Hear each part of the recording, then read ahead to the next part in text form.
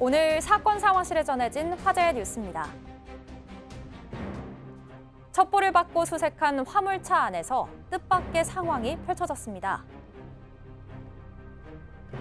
지난 16일 오후 4시쯤 제주시 애월항, 화물차 짐칸을 열자 나무 판자로 만들어진 가림판이 보입니다. 가림판을 치워내자 안에는 다름 아닌 사람들이 숨어 있었는데요.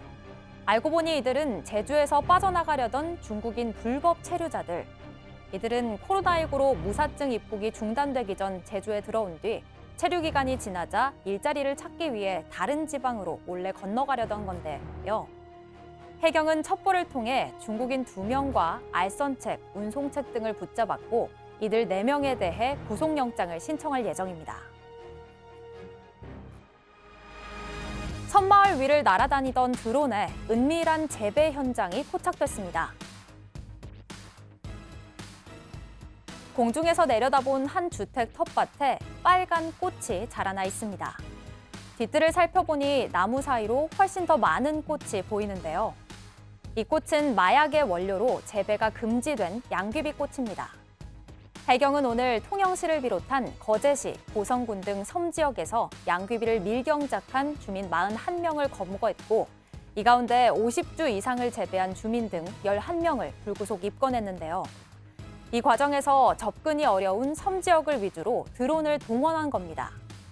적발된 주민 대부분은 양귀비 씨앗이 날아와 자라났다고 진술했지만 처벌은 피할 수 없을 것으로 보입니다.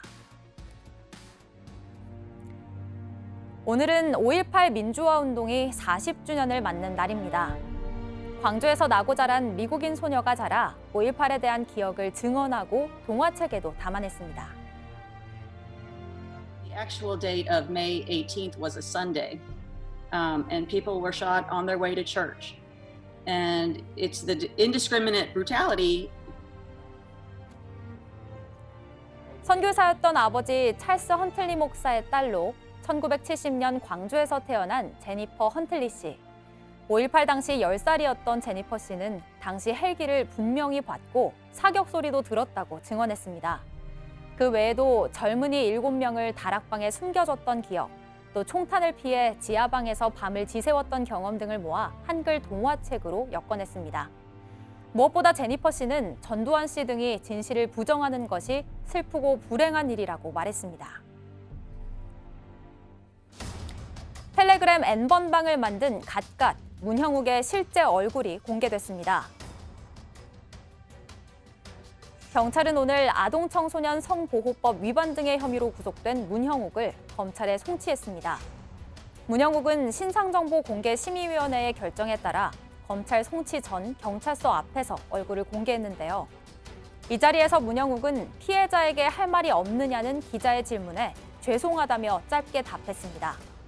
또 조주빈과의 관계를 묻는 질문에는 관련이 없는 사이라고 말했는데요.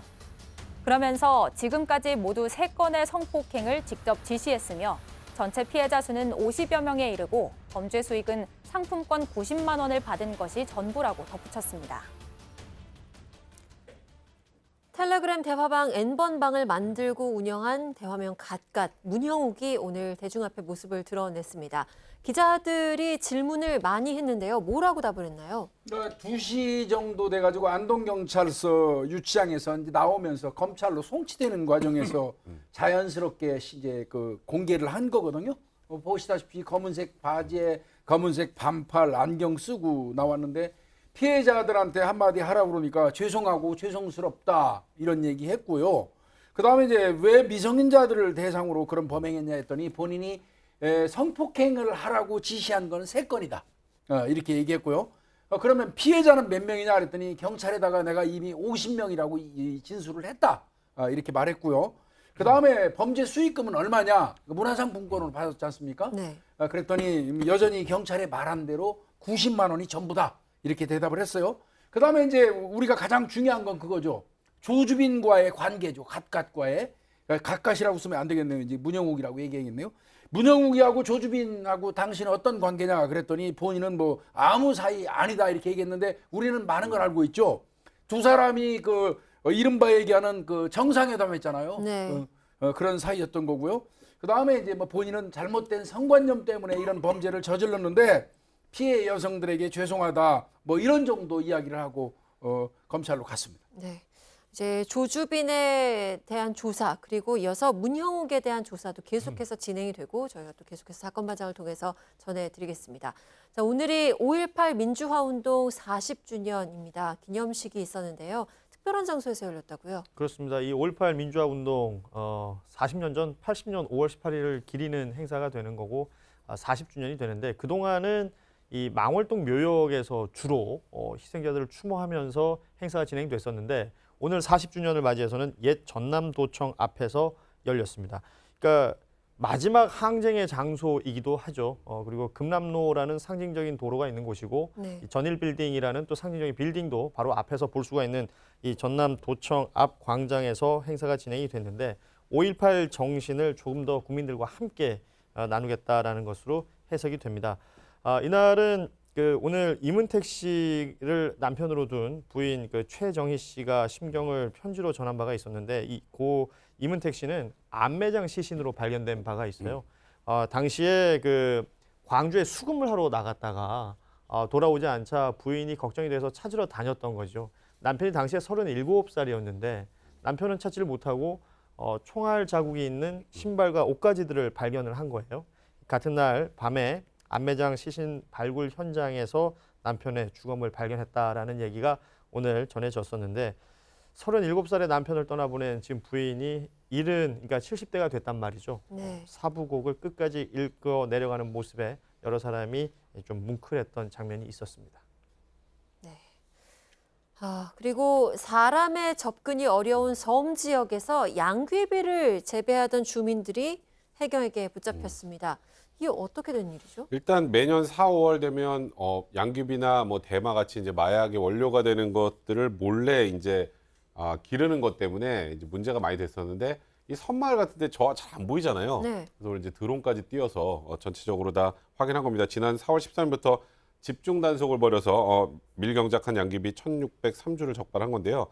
대부분은 저 주거지에 이제 양귀비 씨앗이 날아와서 그냥 자라면 뒀다라고 하는데 일단 아무리 그냥 그게 날라와서 저기서 그냥 자라도 저거는 그냥 두면 안 되는 거죠. 근데 이제 대부분 이제 저렇게 양귀비 등을 키운 분들은 이제 저게 뭐 마약으로 사용하거나 이런 의도보다는 이제 약간 민간요법으로 이렇게 기관지염, 만성 장염, 복통에 좋다. 그래가지고 이제 저걸 몰래 재배하기도 하고 그래서 일부는 저걸 가지고 술을 담궈서 보관한 것까지 확인됐다고 합니다.